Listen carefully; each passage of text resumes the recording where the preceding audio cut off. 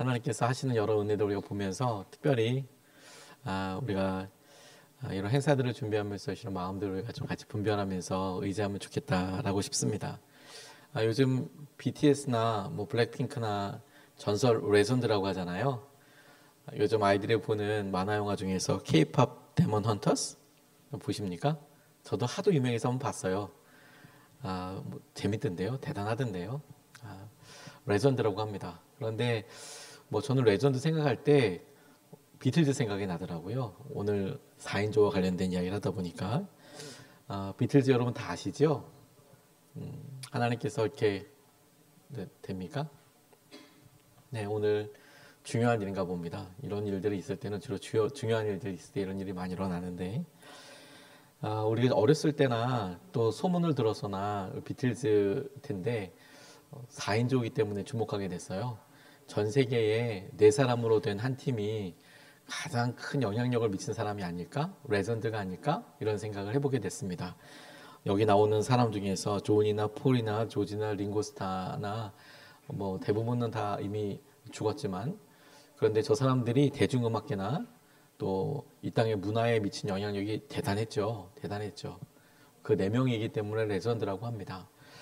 오늘 본문에 등장하는 4인조, 저는 이 4인조도 이와 비슷한 또 의미를 갖는다라고 싶습니다.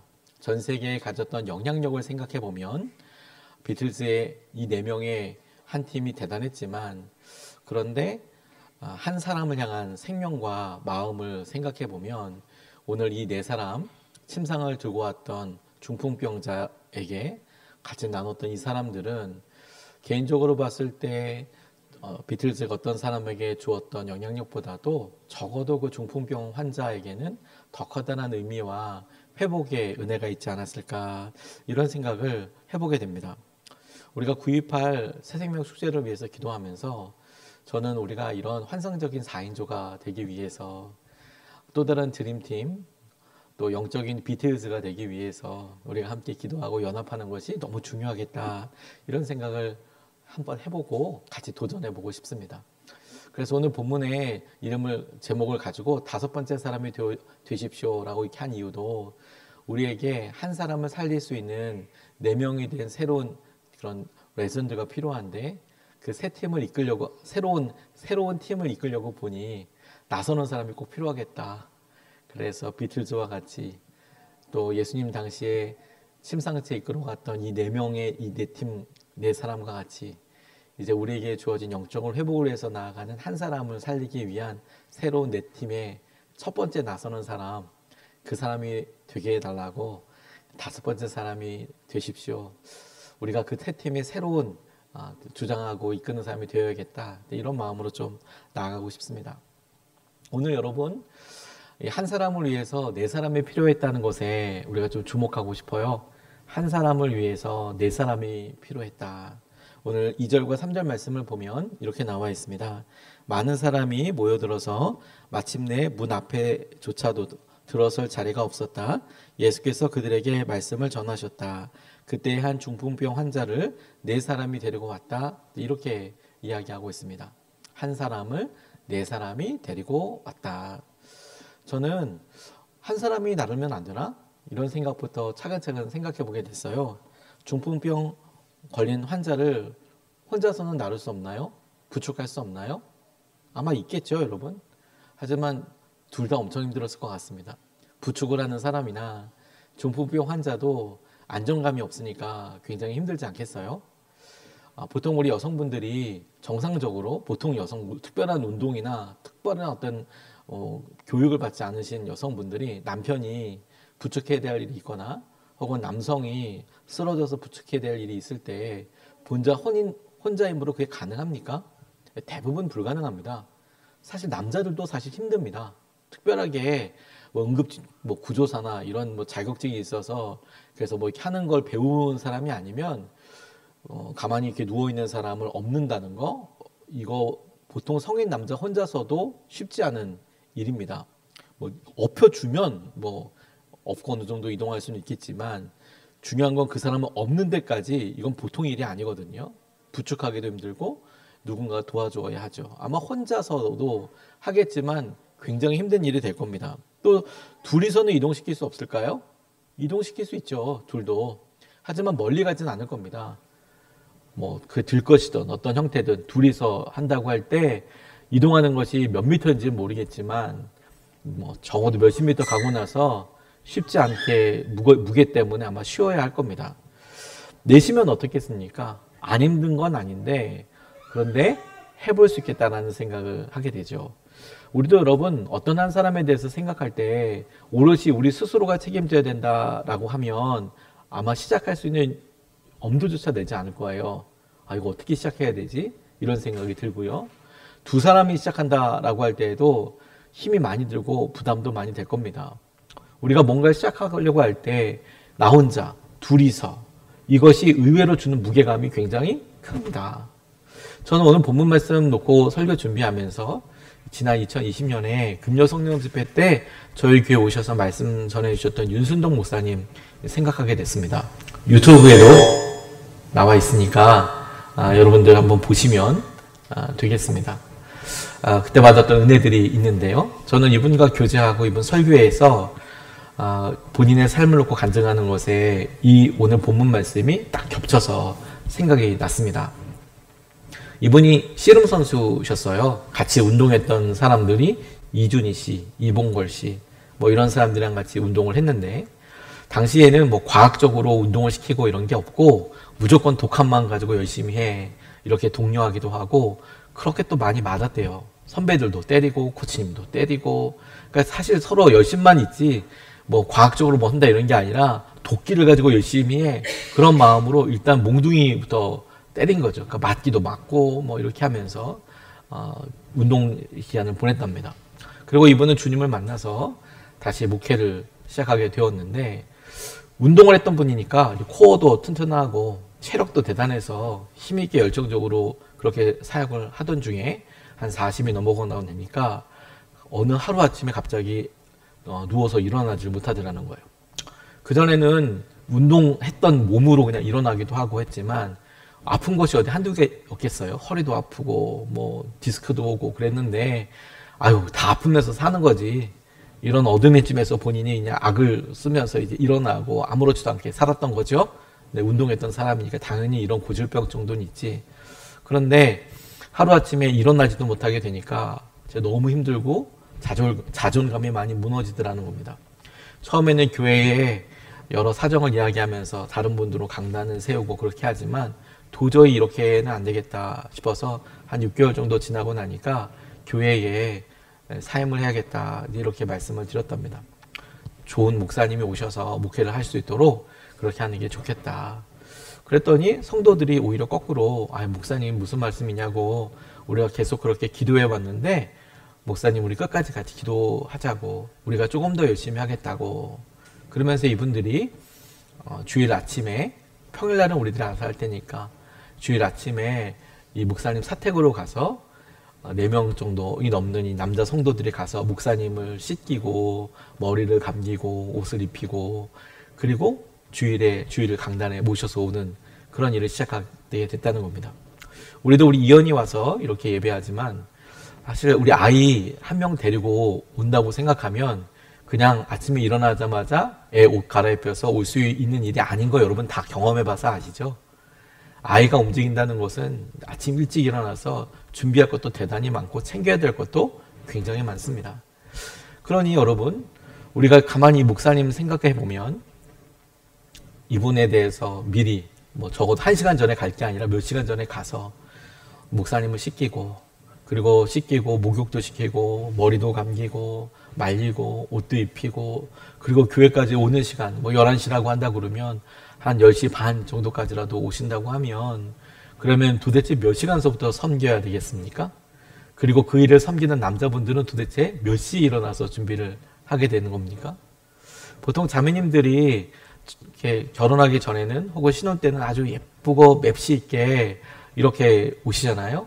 근데 아이 생기고 나면 사실 그것도 되게 힘들어요. 여러분들 어렸을 때 우리 아이들 목욕시킬 때 예쁘게 한복 차려입고 목욕탕에 들어가서 애들 씻깁니까? 혹은 양복 양장 차려입고 뭐 스커트 깔끔하게 차려입고 애들 그렇게 합니까? 보통은 여러분 그냥 반바지에 젖어도 되는 셔츠 같은 거 일단 딱 무장하고 팔 걷고 딱 들어가서 애를 씻기는 거 아니에요? 그러니 생각을 해봐도 여러분, 이 목사님을 씻기기 위해서 가는 분들도 양복 정장 차려입고 그렇게 가기는 쉽지 않았겠죠. 그렇게 갔다고 하더라도 그렇게 섬기는 시간에는 쉽지 않을 거예요. 제가 이 목사님 생각을 한 게 그분이 뭐 그걸 놓고 일어났다 이런 부분보다도 그렇게 그분이 나중에 한 3년 정도 지나고 나니까 내가 이제 이 장애구나, 내가 더 이상 일어설 수 없는구나 이런 걸 깨달아지게 되셨대요. 인정하게 되셨대요. 날마다 이건 악몽이야. 그래, 내가 지금 믿음으로 일어날 수 있어. 이런 생각을 하다가 3년 딱 지나고 나니까 내가 영원히 못 일어나겠구나. 이게 내가 이렇게 된 거구나. 이걸 받아들여지게 되더래요. 그러고 나서 안 보이던 것이 보이기 시작하면서 수고해주는 아내의 손길도, 그리고 자기를 이렇게 도와줘서 매주마다 섬겨주시는 분들도 이게 얼마나 감사한지, 아침마다 새소리 들리면서 하나님께서 포기하지 말라고 얼마나 응원해 주시는지 다 감사하게 그게 느껴지고, 한 5년, 6년, 7년 정도 지나고 나면서 저 여기 오셔서는 여기서 서서 말씀 전해 주셨잖아요. 여러 번 수술도 하고 디스크 수술도 하고 재생 수술도 하고 핀도 받고, 그래서 서서 될 때까지 참 큰 기도와 매어 달림이 있어서 기적처럼 일어나셔서 이곳에서 말씀 전해 주셨죠. 하지만 여러분, 그 배경을 가만히 생각해 보면 그 일을 위해서 매주마다 중요한 일마다 헌신하고 수고해 주신 이름도 빛도 없는 그런 남자 성도님들 계실 거 아니에요. 여자 성도님들은 못 하셨을 거예요. 남자 목사님 목욕시키는 걸 사모님이 아니고 여자들이 가서 할 수는 없을 테니까 남자 집사님들, 장로님들, 권사님들이 가서 3년, 4년을 그렇게 섬긴다? 아니 7년 정도를 그렇게 섬긴다? 아마 사람도 바뀔 거고 아마 분명히 그런 여러 속사정이 있지 않겠습니까? 그런데도 그 일을 가지고 한 사람이 일어나게 되더라. 그런 의미에서 여러분, 저는 이 네 사람이 섬기고 했던 이 일이 그냥 보기에 아주 그냥 우리가 차 끌고 어디 갈 때 한 자리 남으니까 이 자리 좀 타세요. 타셔도 돼요. 이렇게 그냥 자리 정도 쉐어하는 그런 아주 심플하면서도 부담 없는 그런 느낌은 아니라고 싶습니다. 실제로 전도축제에 우리가 누군가를 데려오려고 하면 사실 굉장히 구질구질해져요. 원래 관계 자체도 이런 일을 위해서 부탁하기도 참 쉽지 않고 이런 어려운 일들이 사실 있죠. 그리고 우리가 결정하고자 하는 것은 바로 그런 일을 마주하게 되는 거예요. 바로 그런 일을. 하나님께서 사실 여러 일들 중에서 그래, 내가 한 곳에 한 끝을 잡고 내가 사람을 데리고 오겠다, 기도하기 시작하겠다라는 것은 막 대단하게 멋진 폼나는, 한번 잠깐 내가 그때 시간이 나는 이런 일을 하려고 하는 게 아니라, 그래, 어떤 사람이 힘들고 어려운데 그 사람이 나아지기 위해서 끊임없이 도전하고 있는 어느 과정 중에 어떤 일. 그러고 보니까 저는 정말 믿음의 사람은 우리에게 오셔서 전하셨던 윤순동 목사님 뿐만이 아니라 진짜 믿음의 사람은 그 온 기간 동안 같이 목욕으로 섬기고 머리 감겨드리고, 하반신이 다 마비니까 일어나지도 못하니까 예배 사역을 위해서, 목회 사역을 위해서 섬겨주신 그 남자 성도님들, 그분들이 진짜 믿음의 사람들 아닌가 싶어요. 우리가 바로 그 일 하려고 하는 겁니다. 여태까지 해왔고 지금도 우리가 이렇게 될 때 우리가 몇십 번 냈는지도 몇 번이나 냈는지 모를 그 사람들의 이름을 다시 붙잡고 기도할 때에도 여전히 우리에게 똑같은 현실적인 어려움이 있게 되는 것이죠.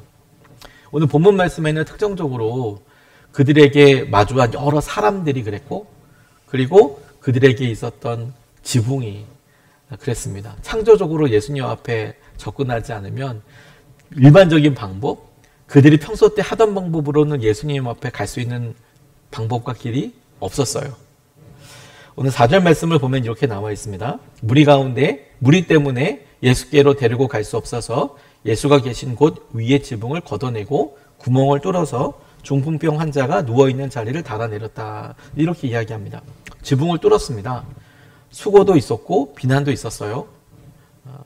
저는 이들이 왜 이렇게까지 했을까 이런 생각을 해보게 되면서 그 이유가 기회의 소중함을 알았기 때문이라 저는 그렇게 묵상하면서 붙잡게 되었습니다.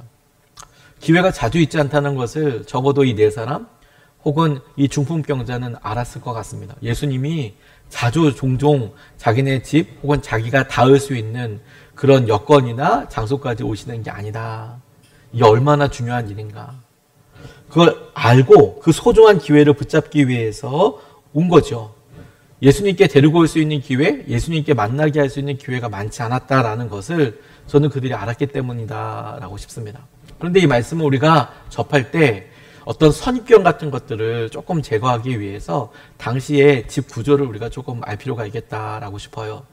지금도 갈릴리 지역, 이 가버나움 지역에 집 터들이 그대로 남아 있습니다. 예전에 지었던 집 터들이 그대로 남아 있어서 최근에 이제 복구, 기원전 1세기 혹은 AD 1세기 경에 지어졌던 집터가 있으니까 그 집터를 예전의 모습으로 복구하는 그런 시도가 있었는데 사진을 보면 지붕이 있죠. 그런데 먼저 옆으로 쭉 성처럼 돌로 이렇게 벽을 쌓습니다. 보통 조금 힘든 가정들은 암벽 큰 바위에다가 이렇게 지어요. 그러면 3면만 쌓아도 되잖아요. 4면을 쌓을 필요가 없으니까. 그래서 예수님 태어났던 마구간은 사실 그런 구조일 거예요. 돌 옆에다가 지어서 짓는 집들. 저기는 먼저 이제 벽을 먼저 쌓았습니다. 그리고 우리는 큰 이런 이렇게 대들보를 두고 석가래를 놓지만 저긴 처음부터 석가래처럼 생기는 저 통나무들을 이렇게 횡대로 이렇게 놓는다는 거예요. 다음. 그러면 그 이후에 우리 갈대같이 생기고 쌀이 같은 쌀이나무 있잖아요. 우리 빗자루 만들 때 쓰는 저런 비스무리한 걸 갖다가 그 사이에 얼기설기 저렇게 놔둔다는 거예요. 저게 무슨 힘을 받을까 싶지만 저걸 여러 개 놔둬도 그래도 바짝 마르고 그러면 어느 정도 괜찮은가 봅니다. 저렇게 얼기설기 놔두고 다음 흙을 발라요. 흙을 두껍게 바르는 게 아니고요. 얇게 바릅니다. 자, 이럴 때 우리가 문화적으로 오해하기 쉬운 게 뭐냐면 우리나라는 장마철이 되면 비가 폭우가 오잖아요. 많이 오지 않습니까? 그래서 한꺼번에 비가 짧은 시간에 많이 오기 때문에 지붕이 이렇게 경사가 졌습니다. 그럼 비가 이렇게 쫙 흘러내리고 빠른 시간 안에 흘러내리는 구조잖아요. 저렇게 평 지붕을 하면 플랫 루프라고 하더라고요. 저렇게 하면 당연히 지붕에 물이 고여서 스며들게 될 텐데 우리는 이렇게 생각하잖아요. 근데 한 가지 간과하는 게 뭐냐면 비가 잘 안 와요. 이 근동 지역에는 잘 비가 그렇게 많이 오지 않아요. 그리고 오래 갈 거라고 이 사람들도 생각하지 않아요. 그래서 저렇게 해놓고 흙을 단단하게 누르긴 하지만 그 층이 우리가 막 겨울을 나야 되기 때문에 두껍게 지붕을 올리고 막 이렇게 진흙을 올려가지고 무게감을 주는 그런 느낌이 아닙니다.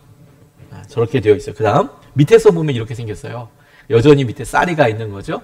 그리고 바짝 이렇게 말려져 있는 거는 석회처럼 이런 석회를 발라요. 시멘트처럼. 그래서 안에는 돌이 안 보이고 매끄러운 그런 면이지만 천정을 이렇게 보면 여전히 저렇게 석가래처럼 되는 것들이 이렇게 있는 거죠. 그러니까 우리로 생각하면 큰 대들보가 없고 가로로 있는 횡대만 이렇게 석가래만 있고 그 위에 이제 여러 이제 풀들을 흙들을 이렇게 얼기설기 한 것인데 지붕을 뚫었다는 실제 의미의 헬라어를 그리스어를 보면 엑슬루소라는 단어를 쓰거든요. 그래서 구멍을 뚫다라는 의미로 흙을 긁어내고 나뭇가지를 치우면 누운 들것 정도는 이렇게 내려갈 수 있을 정도의 폭과 이 사이즈가 된다는 거예요. 그리고 여러분 평소 때는 저 지붕이 생활 공간이기도 했답니다. 그래서 성경에 라합이 정탐꾼들을 숨겨줄 때 저들을 3대 아래에 숨겼다 이렇게 나와 있잖아요. 그러니까 당시에 지붕 공사를 아마 하려고 했는지 혹은 지붕이 저게 뭐 1년이든 비교적 자주 뭐 10년 이런 인터벌이 아니라 망가지면 고치고 그렇게 했나 봐요. 그러니까 3대 밑에 숨겼다라는 것은 저렇게 지붕을 공사하려고 했는지 지붕에 필요한 부품들을 위해서 이렇게 3대들을 쌓아놨는데 그 안에 숨었다라는 이야기예요.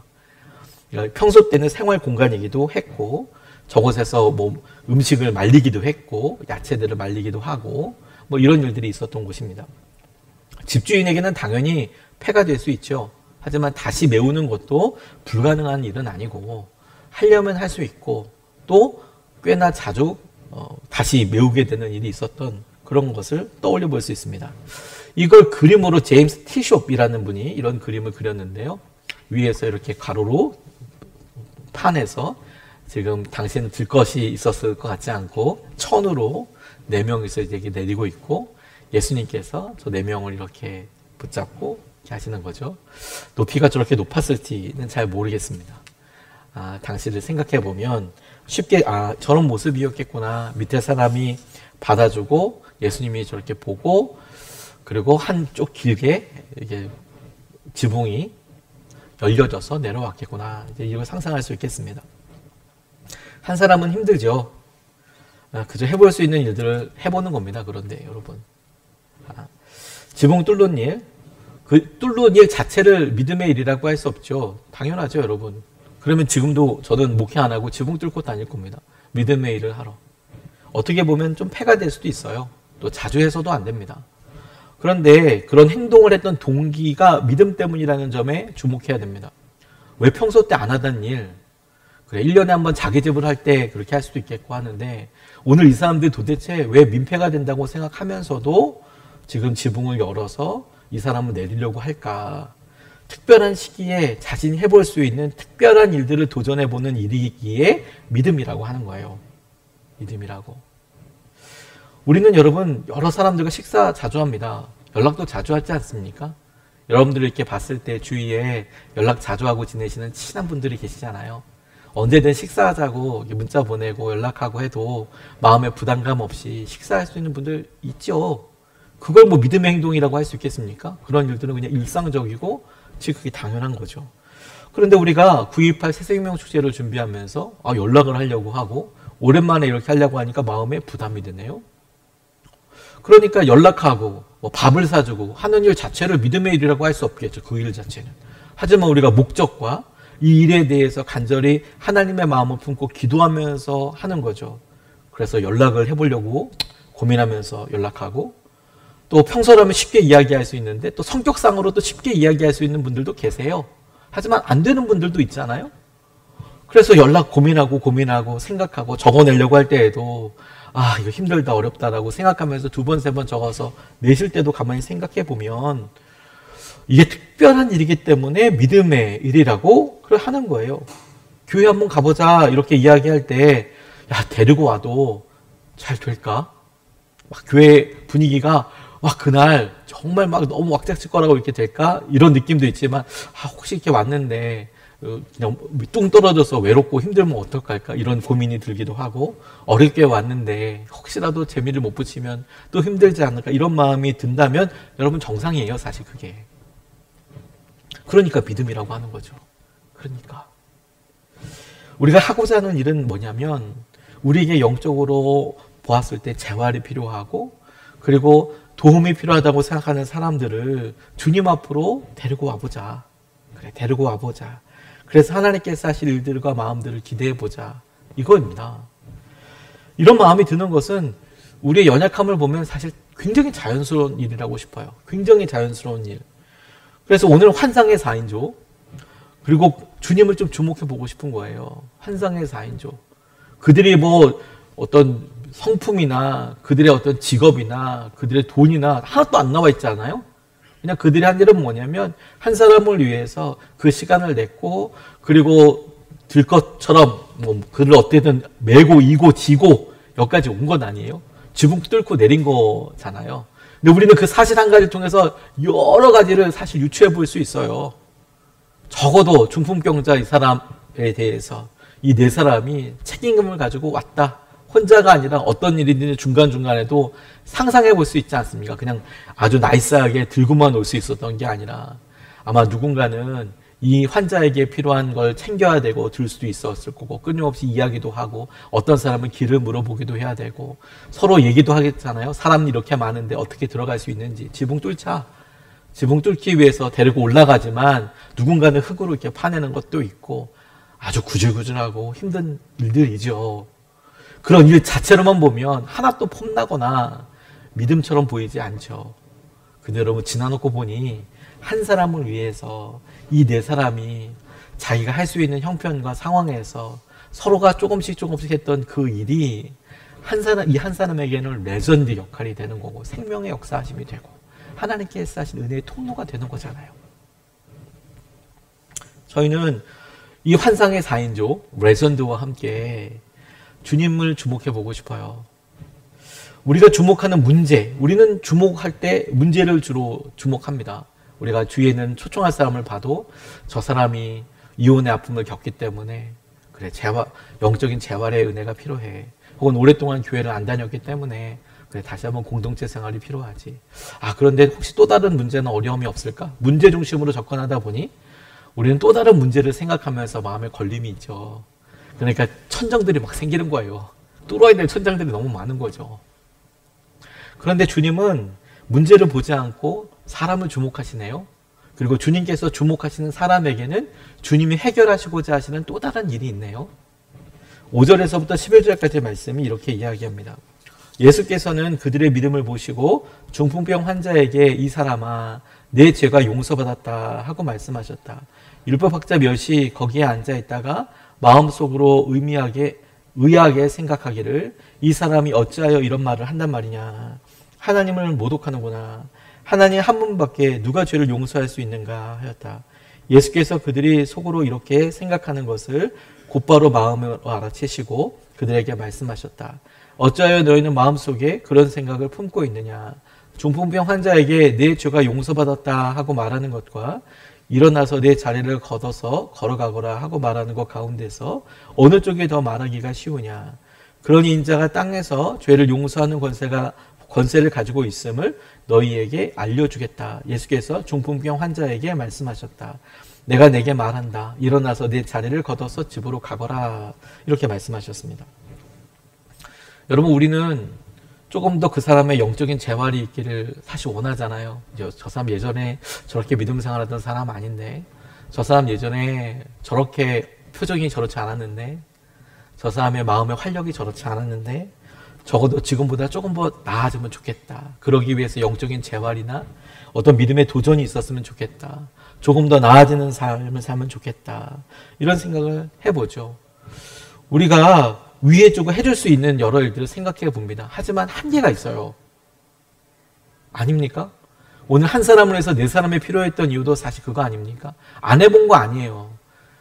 아마도 그 중에 어떤 사람은 대단히 친한 사람이 있었을 수도 있지 않았겠어요? 이 네 사람 말고도 이 중풍병자 이 사람의 고통을 알아서 업어보려고 하고 옮겨보려고 한 사람이 아마도 있지 않았겠습니까? 근데 힘들고 지치고 무너졌겠죠. 낙담하겠죠. 한계가 명확해요. 그리고 이 사람을 어떤 유명한 의사에게 데려간 그런 시도는 없었겠습니까? 그들 중에서는 아마도 있었겠죠. 근데 안 됐으니까 지금 여기까지 온 건 아니겠습니까? 여러 번 마음이 꺾어지고 힘들기도 했겠죠. 그런 와서 가정 가운데에서 한계는 명확합니다. 우리가 교회에 혹은 주님 앞으로 데리고 와도 우리 스스로가 약속할 수 있는 한계는 명확해요. 우리는 그저 들것 혹은 내 귀퉁이 한 귀퉁이를 잡고 이 사람을 끝까지 데리고 와서 할 수 있는 최대한 방법을 간구해서 지붕이라도 뚫고 내리는 일 정도를 할 수 있죠. 하지만 우리는 그 사람을 결코 일으킬 수도 없고 그에게 어떤 위로와 감동을 줄 수도 없습니다. 그게 우리의 명확한 한계입니다. 그리고 우리는 우리 스스로 이 사람이 확실히 나아지겠다 이렇게 약속해 줄 수조차 없어요. 여러분도 있으십니까? 없죠. 우리는 사실 연약하죠. 없어요. 하지만 그런 모든 일들이 다 주님이 하실 일들이 아닙니까?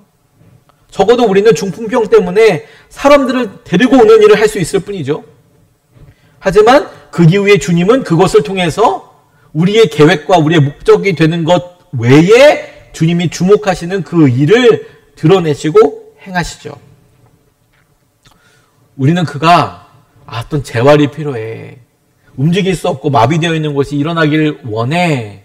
이렇게 데리고 왔지만 주님은 그 안에서 마비되어 있는 것이 조금 나아지는 수준이 아니라 그의 심령에 있는 그가 반응하지 못하고 움직이지 못하는 죄를 치유하시고 용서하게 하시는 거죠. 이천한 집사님 이야기를 몇 번 나눈 적이 있습니다. 연탄길이라는 참 감동되는 글을 쓰신 분이죠. 이분이 연탄길을 300만 부인가 이렇게 파셨대요. 슈퍼 베스트셀러입니다. 요즘 책을 내면 뭐 진짜 10,000부만 팔려도 베스트셀러라고 한대요. 10,000부요, 10,000부. 10만 부 아니고 10,000부. 10,000부만 해도 벌써 한 5쇄, 4쇄 이렇게 되거든요. 요즘은 1쇄에 그렇게 많이 안 찍어요. 100만 부 넘는 거 그렇게 많지 않습니다. 근데 200만 부, 300만 부 넘기면 정말 대단하죠.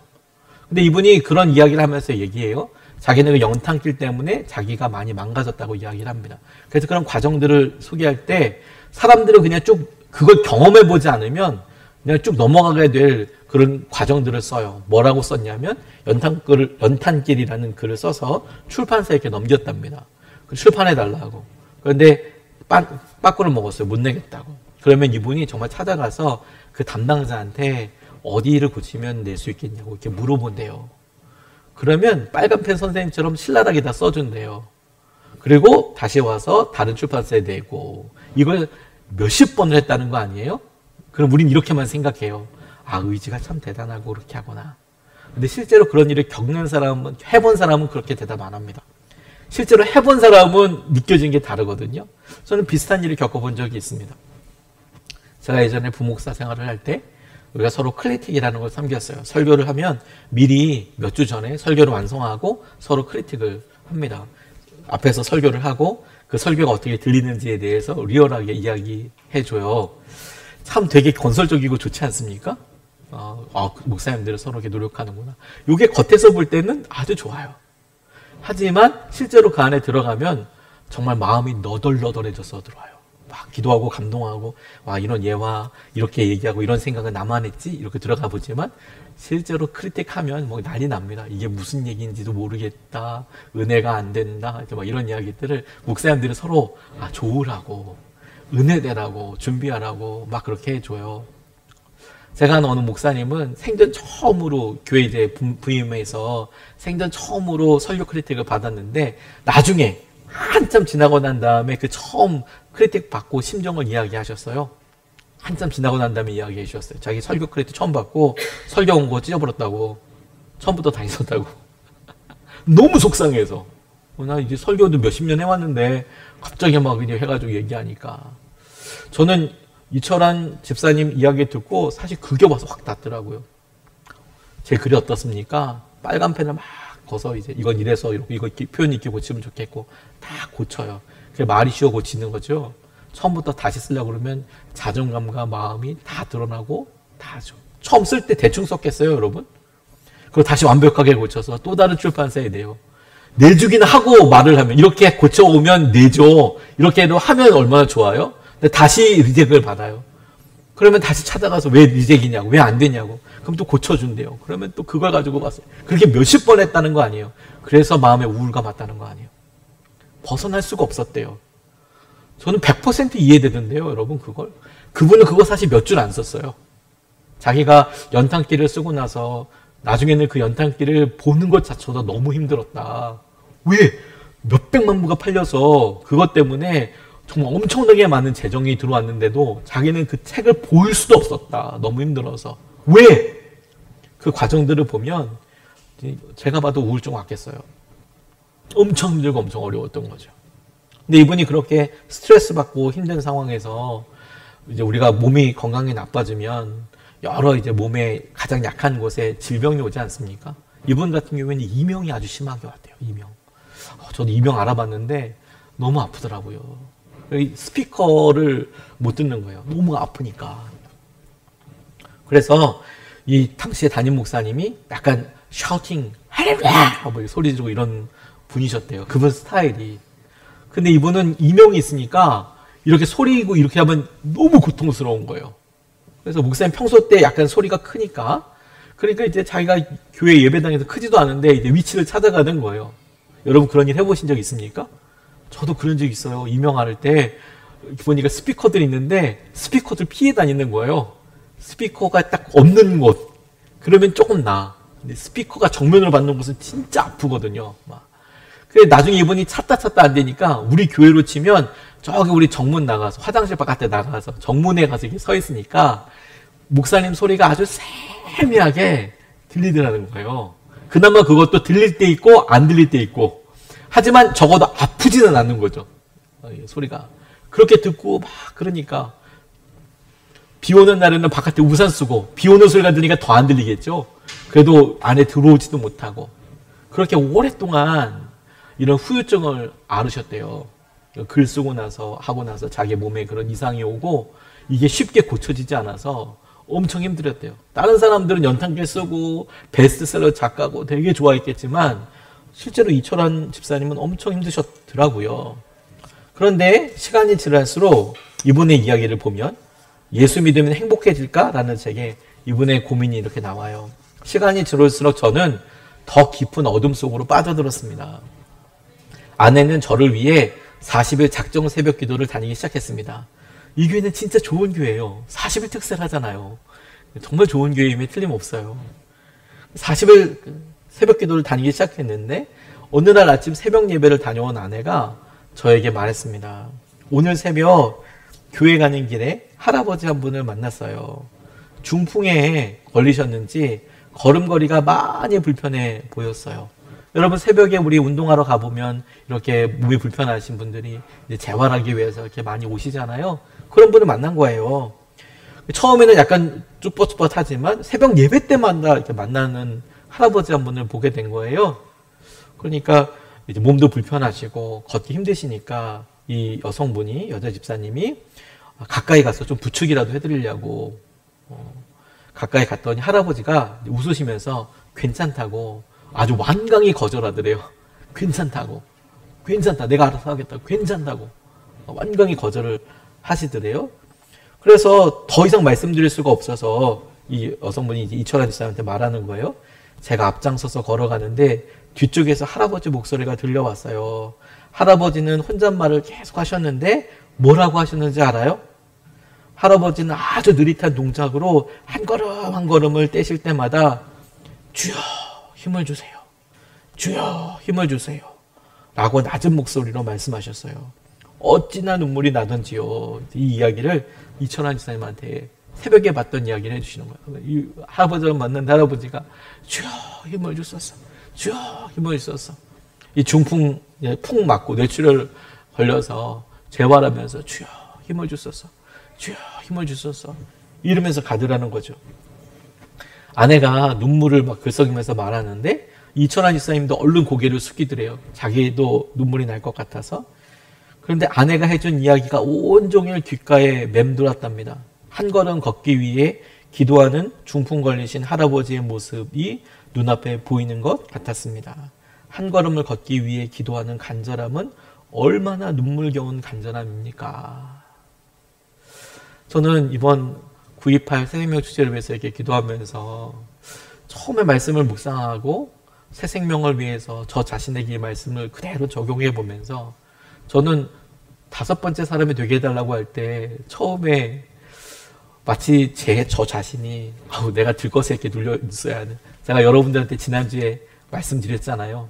아무도 적어낼 사람이 없으면 영적 회복을 위해서 본인들 이름 적어서 내시라고. 내가 내가 들것에 있어야 될 것 같다고. 그러면 한 달 동안 기도라도 받잖아요.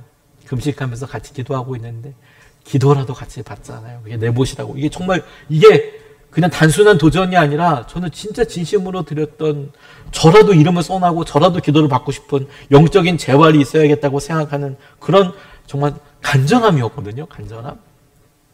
그런데 가만히 진짜 우리 해보려고 보니 우리 안에 중풍병자 해결돼야 되고 나아져야 될 사람은 우리에게 영적인 필요가 있어 보이고 한 그 사람이 아니라 막상 우리가 전도하려고 하고 마음을 움직이고 믿음을 쓰려고 하니 우리 자신이 중풍병자인 것 같은 거예요. 잘 못하겠다 이제. 더 이상 상처받기 싫다. 더 이상 말하기 싫다. 내가 이 일에 더 이상 뭔가를 갖다가 에너지를 쓰는 게 싫다. 이런 것들이 우리 가운데 그대로 있는 거죠. 그런데 여러분, 주님이 우리에게 처음부터 주셨던 강력한 영적인 도전이 무엇입니까? 우리가 영적으로 재활해야 될 사람을 보고 그들을 주님 앞으로 데려와요.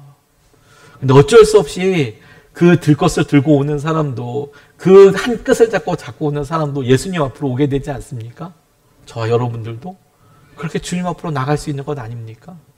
주님께서는 우리가 갖고 있는 문제, 그걸 보시는 것이 아니고 주님께서는 우리 가운데 있게 될 죄를 다루시고 해결하시고 주님의 계획하신 뜻을 이루시도록 우리를 초청하고 이끌어가고 계시는 것에 우리가 주목해야 한다는 거예요. 여러분, 딱 한 걸음이어도 좋습니다. 딱 한 걸음. 주님을 위해서, 주님을 향해서 딱 한 걸음. 주여 힘을 주십시오. 주여 힘을 주십시오. 주여 힘을 주십시오. 어떤 사람에게는 전화하는 것이 엄청 힘들 수 있어요. 많은 거절과 이런 것들 전화하는 거 진짜 힘들죠. 어떤 사람에게는 그래 내가 다시 얘기하고 부탁하는 것 자체가 또 너무 힘들 수도 있어요. 또 어떤 사람들에게는 그래 나는 이거 안 해봤는데 안 해봤기 때문에 생경함이 넘어보기 참 힘든 일일 수도 있습니다. 네, 그렇습니다. 그래서 평소 때 그런 일을 하는 것을 믿음이라고 절대로 부르지 않습니다. 평소 때는 우리가 편한 대로 움직일 수밖에 없죠. 하지만 우리가 특별한 기회를 맞아서 우리 주위에 영적으로 재활이 필요한 그런 분이 계셔. 도움이 필요한 사람이 있어. 그리고 그분을 주님 앞에 데려오기 위해서 우리가 평소 때 하지 않았던 일들을 믿음으로 다짐하고, 그리고 평소 때 하던 일이라고 하더라도 믿음으로 그 일을 시작해 보아서 한 사람을 위한 영적인 비틀즈가 되어서 4인조가 되어서 주님께서 하신 은혜와 주의 마음을 누릴 수 있게 되었으면 좋겠습니다. 우리가 아파서 5번째 사람이 되는 게 아니고요.